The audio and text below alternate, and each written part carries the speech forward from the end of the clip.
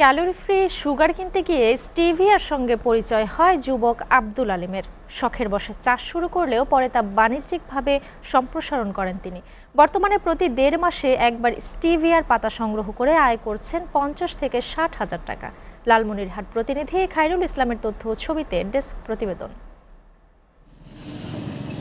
আঙ্গরপোতা ইউনিয়নের ৩ বিঘা করিডোরের পাশে খালের বাড়ি এলাকা। সেখানে আব্দুল আলিম করেছেন Dahagram agro farm and nursery. তরুণ বয়সী তার এ ভিন্নধর্মী উদ্যোগ। স্টিভিয়া চাষ করে দেখেছেন সফলতার মুখ, উপার্জনও করেছেন প্রায় ২০ লক্ষের বেশি টাকা। প্রতি ১.৫ মাসে একবার পাতা সংগ্রহ করলে ৫০ থেকে ৬০ হাজার টাকা পান তিনি। নার্সারিতে মানুষের কর্মসংস্থানও হয়েছে। আমার হাতে এই চারা অনেক বিক্রি হয়েছে। কাজ করি তার ফাঁকে ফাঁকে খাই, তো এত মিষ্টি তা বলা চলে না। এই জায়গায় আমরা কাজ করি বা দিনে ৩০০ হয় ৪০০ হয়, খুব মিষ্টি লাগে, খুব ভালো স্টিভার এগুলা গাছ। অনলাইনে বিক্রি হয় স্টিভিয়া পাতা, দূর দূরান্ত থেকে মানুষ এসে তা কিনে নিয়ে যায়। ডায়াবেটিস রোগীরা তো চিনি খেতে পারে না, তারা আমাদের কাছে অগ্রিম অর্ডার দিয়ে রাখে যে আমার ২ কেজি, আমার ১ কেজি, ৫ কেজি লাগবে, এবং প্রচুর পরিমাণে গাছও বিক্রি হয়।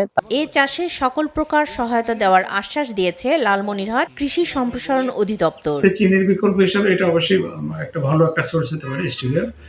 তো এটা মূলত আমাদের হার্বেসিয়াস প্ল্যান্ট, অর্থাৎ ছোট আকারের গাছ, যেটা যদিও এর মূল মানে এর অরিজিনটা আমাদের এদিকে না, এটা হলো দক্ষিণ আমেরিকার দিকে অরিজিন।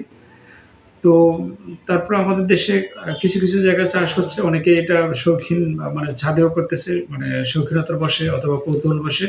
তো এটা হয়তো যদি এটা বাজার সম্প্রসারণ হয় তাহলে অবশ্যই মানুষ চাষাবাদে আগ্রহী হবে। বিশেষজ্ঞরা বলছেন স্টিভিয়া ডায়াবেটিস রোগীদের জন্য নিরাপদ, ওজন নিয়ন্ত্রণে সহায়ক, দাঁতের ক্ষতিও করে না। আধুনিক কৃষি ব্যবস্থাপনায় স্টিভিয়া হতে পারে চিনির স্বাস্থ্যকর বিকল্প।